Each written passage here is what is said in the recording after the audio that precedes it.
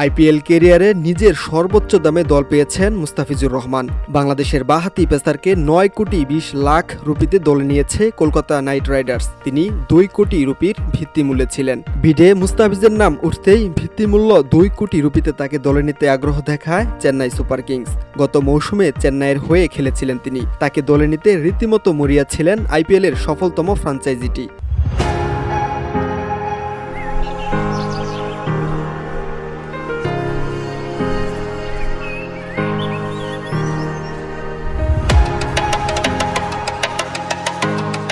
কিন্তু শুরু থেকে তাকে দলে নেয়ার জন্য ভিড় শুরু করেন কেকেআর। চেন্নাইয়ের সঙ্গে লড়াই করে দাম তুলতে থাকে বাংলার দলটি। মাঝখানে দিল্লি তাকে দলে নেয়ার ভিড় প্রবেশ করেছিল, তবে দাম ৪ কোটির উপরে উঠতেই সরে যায় ফ্র্যাঞ্চাইজিটি। মুস্তাফিজকে দলে নেয়ার লড়াই শুরু হয় কলকাতা ও চেন্নাইয়ের মধ্যে।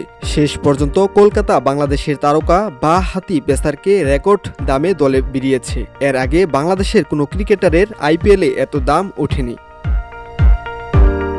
আইপিএলে ২০১৬ সালে মুস্তাফিজের অভিষেক হয়। প্রথম মৌসুমে সানরাইজার্স হায়দরাবাদে খেলে বাজিমাত করেন তিনি। আইপিএলের উদীয়মান হয়ে হায়দরাবাদকে শিরোপা জেতান।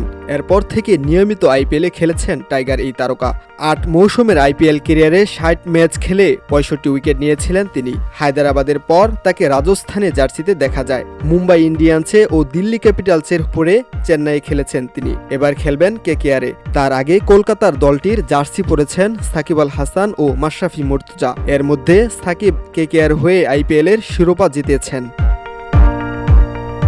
VOD Bangla news desk.